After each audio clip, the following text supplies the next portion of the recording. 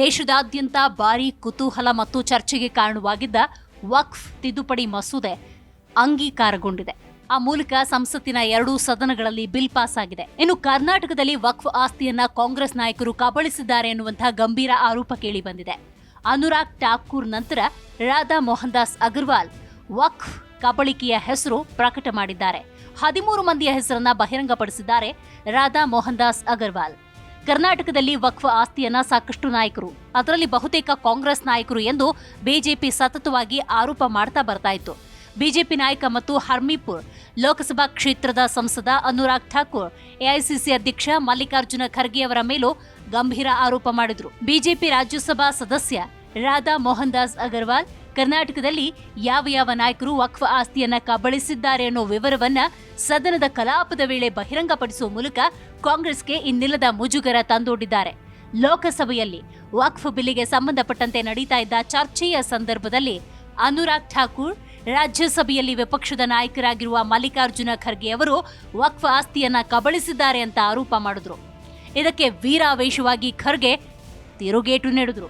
ಕರ್ನಾಟಕದಲ್ಲಿ ಯಾರು ವಕ್ಫ್ ಆಸ್ತಿಯನ್ನ ಕಬಳಿಸಿದ್ದಾರೆ ಅನ್ನೋ ವರದಿ ಜೆಪಿಸಿಯಲ್ಲಿ ಉಲ್ಲೇಖವಾಗಿದೆ. ಅದರಲ್ಲಿ ಹಲವರ ಹೆಸರು ಕೂಡ ಕೇಳಿ ಬಂದಿದೆ.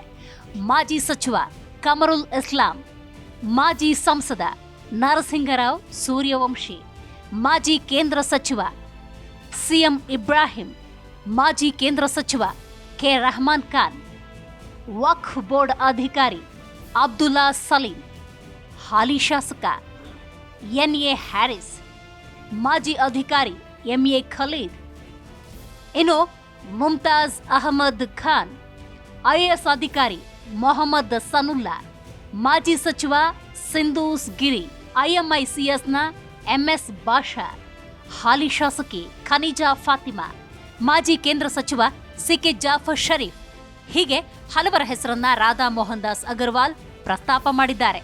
ಈ ಮೂಲಕ ಕರ್ನಾಟಕದಲ್ಲಿ ಯಾವ ನಾಯಕರು ವಕ್ಫ್ ಆಸ್ತಿಯನ್ನ ಕಬಳಿಸಿದ್ದಾರೆ ಅನ್ನೋ ವಿವರವನ್ನ ಸದನದ ಕಲಾಪದ ವೇಳೆಯಲ್ಲಿಯೇ ಬಹಿರಂಗಪಡಿಸುವ ಮೂಲಕ ಕಾಂಗ್ರೆಸ್ಗೆ ಇನ್ನಿಲ್ಲದ ಮುಜುಗರ ತಂದೊಡ್ಡಿದ್ದಾರೆ. ಇನ್ನು ಈ ಮಸೂದೆಯು ವಕ್ಫ್ ಆಸ್ತಿಗಳ ದುರುಪಯೋಗವನ್ನ ತಡೆಗಟ್ಟುವ ಗುರಿ ಹೊಂದಿದೆ ಅಂತ ಹೇಳಿದ್ದಾರೆ.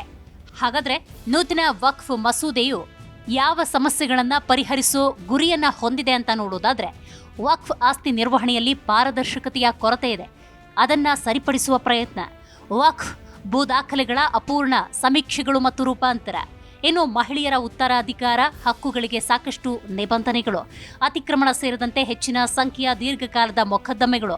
2013ರಲ್ಲಿ 10,381 ಪ್ರಕರಣಗಳು ಬಾಕಿ ಉಳಿದಿದ್ದು, ಈಗ ಪ್ರಕರಣಗಳ ಸಂಖ್ಯೆ 21,618ಕ್ಕೆ ಏರಿಕೆಯಾಗಿದೆ.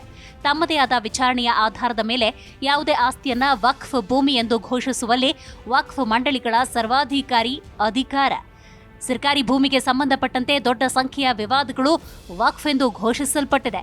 ವಕ್ಫ್ ಆಸ್ತಿಗಳ ಸರಿಯಾದ ಲೆಕ್ಕಪತ್ರ ನಿರ್ವಹಣೆ ಮತ್ತು ಲೆಕ್ಕ ಪರಿಶೋಧನೆಯ ಕೊರತೆ, ವಕ್ಫ್ ನಿರ್ವಹಣೆಯಲ್ಲಿ ಆಡಳಿತಾತ್ಮಕ ಅಸಮರ್ಥತೆ, ಟ್ರಸ್ಟ್ ಆಸ್ತಿಗಳಿಗೆ ಅನುಚಿತ ಸಹಾಯ ಹಸ್ತ, ಕೇಂದ್ರ ವಕ್ಫ್ ಮಂಡಳಿ ಮತ್ತು ರಾಜ್ಯ ವಕ್ಫ್ ಮಂಡಳಿಗಳಲ್ಲಿ ಪಾಲುದಾರರ ಅಸಮರ್ಪಕ ಪ್ರಾತಿನಿಧ್ಯ, ಈ ಎಲ್ಲ ಸಮಸ್ಯೆಗಳನ್ನು ಪರಿಹರಿಸೋದು ಈ ಮಸೂದೆಯ ಉದ್ದೇಶವಾಗಿದೆ.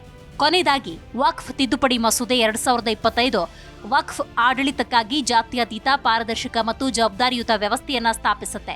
ವಕ್ಫ್ ಆಸ್ತಿಗಳು ಧಾರ್ಮಿಕ ಮತ್ತು ದತ್ತಿ ಉದ್ದೇಶಗಳನ್ನು ಪೂರೈಸುತ್ತೆಯಾದರೂ ಅವುಗಳ ನಿರ್ವಹಣೆಯು ರಚನಾತ್ಮಕ ಆಡಳಿತದ ಅಗತ್ಯವಿರುವ ಕಾನೂನು, ಹಣಕಾಸು ಮತ್ತು ಆಡಳಿತಾತ್ಮಕ ಜವಾಬ್ದಾರಿಗಳನ್ನು ಒಳಗೊಂಡಿರುತ್ತೆ. ರಾಜ್ಯ ವಕ್ಫ್ ಮಂಡಳಿಗಳು ಮತ್ತು ಕೇಂದ್ರ ವಕ್ಫ್ ಕೌನ್ಸಿಲ್ ಪಾತ್ರವು ಧಾರ್ಮಿಕವಲ್ಲ, ಇದು ಧಾರ್ಮಿಕ ಕಾರ್ಯವಲ್ಲ, ಆದರೆ ನಿಯಂತ್ರಕ ಕಾರ್ಯ ಚಟುವಟಿಕೆಯಾಗಿದೆ. ಕಾನೂನು ಅನುಸರಣೆಯನ್ನ ಖಚಿತಪಡಿಸುತ್ತೆ ಮತ್ತು ಸಾರ್ವಜನಿಕ ಹಿತಾಸಕ್ತಿಯನ್ನು ಕಾಪಾಡುತ್ತೆ. ಪರಿಶೀಲನೆಗಳು ಮತ್ತು ಸಮತೋಲನಗಳನ್ನು ಪರಿಚಯಿಸುವ ಮೂಲಕ, ಪಾಲುದಾರರಿಗೆ ಅಧಿಕಾರ ನೀಡುವ ಮೂಲಕ ಮತ್ತು ಆಡಳಿತವನ್ನು ಸುಧಾರಿಸುವ ಮೂಲಕ ಮಸೂದೆಯು ಭಾರತದಲ್ಲಿ ವಕ್ಫ್ ಆಡಳಿತಕ್ಕಾಗಿ ಪ್ರಗತಿಪರ ಮತ್ತು ನ್ಯಾಯಯುತ ಹಾಗೂ ಆಮೂಲಾಗ್ರ ಚೌಕಟ್ಟನ್ನು ಹೊಂದಿಸುತ್ತೆ. ಜಿ ಕನ್ನಡ ನ್ಯೂಸ್ ಈಗ ನಿಮ್ಮ ಮನೆಯಲ್ಲೇ ನೋಡಿ, ಎಲ್ಲ ಕೇಬಲ್ಗಳಲ್ಲಿ ಈಗ ಲಭ್ಯ. ನಿಮ್ಮ ನೆಚ್ಚಿನ ಜಿ ಕನ್ನಡ ನ್ಯೂಸ್ ಈಗ ಸನ್ ಡೈರೆಕ್ಟ್ ನಲ್ಲಿ number 292, Tata play number 1664, Jio TV number 1334, NXT digital number 30, in cable number 30, city networks 51, U digital number 162, GTPL number 17, Rockline telecommunications number 42, Shri Basaveshwara cable number 168, rural cable network 60, Vinayaka digital 57, Abhishek cable 821, city channel 53, Siddeshwara cable network 57, V4 digital Infotech 628, Surya digital networks 53, Gajanan digital number 836, Malnad Infotech private limited number 56, Metrocast number 830, Victory Digital number 167ರಲ್ಲಿ ನೋಡಿ ಆನಂದಿಸಿ.